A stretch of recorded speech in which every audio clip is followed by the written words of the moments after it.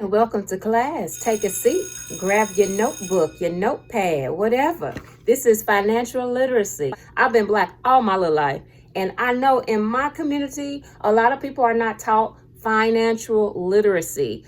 I learned a little bit at home. My grandmother taught me to pay my tithe and offering and to pay myself and then to pay my bills. I do it a little different. I pay God, I pay my bills, and then I pay myself. Maybe it's a little backwards according to my grandmother. But then when I got a little older, I ran into a radio program, the Dave Ramsey Show. And that's where I learned I don't have to have a car payment. And I've had a car since I was 18 years old. My very first car, $200. It needed something done, and my dad could do it, and he did it for me. And ever since then, I've been rolling. So I've had top of the line cars, Mercedes. I've had, nice cars. So you don't have to have a car payment. Learn that from Dave Ramsey. I will advise you to go to Dave Ramsey's website. If you look on one of my videos at my playlist called Influencers, you will see a video of Dave Ramsey to take you right to it, okay? But I'm just sharing what I know because I believe this is going to help somebody. It's helped me. Now, you can have apps. There are some apps like YNAB. It's an acronym, YNAB. You need a budget. There are some other apps that you can use on your phone. But on this channel this year, we're keeping it simple and we're keeping it basic. So remember, the more things that you have and the more things you want, the more responsibility you're going to have, okay? But this is the beginning of the year. This is February, honey. It is tax time. So let's try to get ahead if you can. I know somebody who gets her tax income and she pays months worth of bills. If she doesn't pay them, she puts the money aside for that account and then it's there. But I would suggest that you get at least 1 month ahead on your bills. And each month, at the beginning of each month, pay all your bills at the very beginning of that paycheck month or paycheck week, like you're on a fixed income. We all have a certain amount that we make an average. So try to have as least bills as possible. That means you're going to have more money to spend and more money to save and more money to give, okay? So let's start out with what form you need to have. The first form that I started with just my computer and some grid lines is a budgeting form. Just a budgeting form, something simple like this. It has the month and the year at the top. I have one box at the top that has about 5 columns. 4 of the columns are for the weeks of the month, and the first column is for the titles: income, tithe and offering, savings, and bills. You can have as many titles and columns as you like, but that's how I do it. And then my next big section down here is basically where I list all of my monthly bills, the balance, if there's a carryover balance, the current balance, the total, the due date, and then I have 5 columns because some months there are 5 weeks in the month.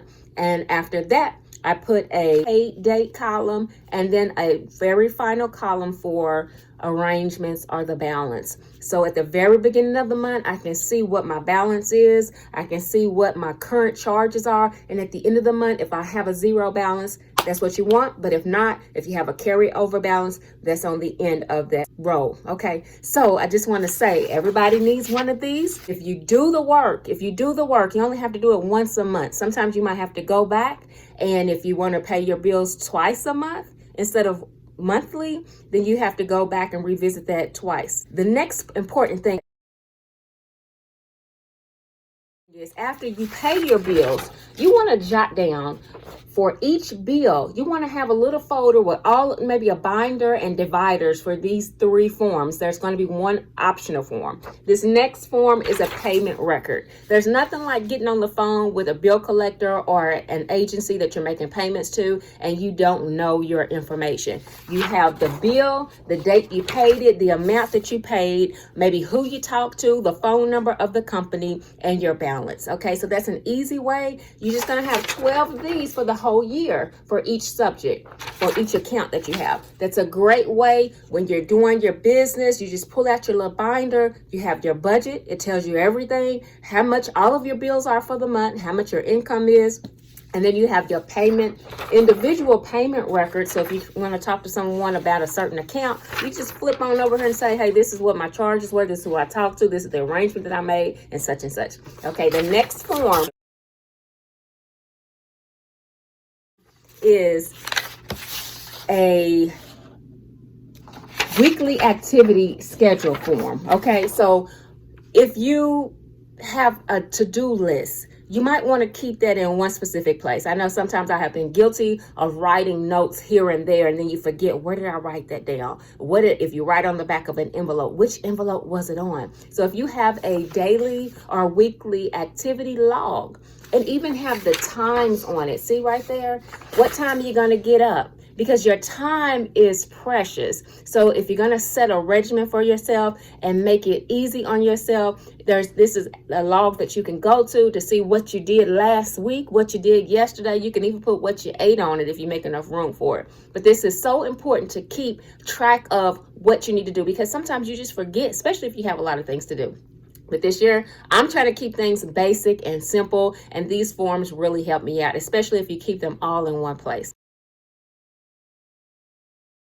A yearly agenda. You know, some bills are just once a year, like your car registration, maybe your property taxes, maybe you pay your life insurance up for a whole year, however you want to do it. And some things are monthly and some things are quarterly. So this sheet right here, I have 1, 2, 3, 4, 5, 6, 7, 8 columns. Annual, my year goals on there, semi-annual, quarterly, monthly, bi-weekly, weekly, and daily. And these are things that I want to do, and these are things that I'm going to do. And then on my annual column, I have the months of the year. So for February, maybe filing taxes is the thing I need to do. Last month, maybe annual doctor visit, things like that. So yes, these are great forms just when you're starting out, and whether you're just starting out or whether you've been doing it for a while, it's great to keep record and document and to journal. That is where you are going to find it easy for yourself, and you're going to find yourself winning. So my advice for the month of February for anyone starting out, I would say try to get a month ahead. If you're going to get an income tax back, you want to have an emergency fund. Dave Ramsey's Financial Peace University, FPU class will teach you all of this and more. But you definitely want to have some money set aside, because things happen. Things are going to happen. Emergencies are going to come up. And if you don't have a savings, and if you don't have an emergency fund, who are you going to call? Who are you going to be able to ask? And if you do, you probably have to give it back.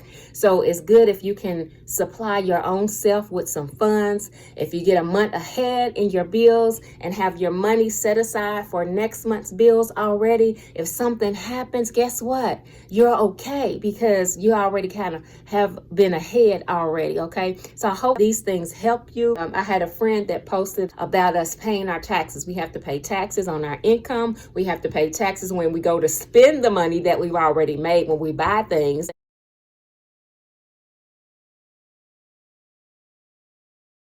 About 5 or 6 different ways that we are taxed. Oh my goodness, it makes you mad when you really think about it, doesn't it?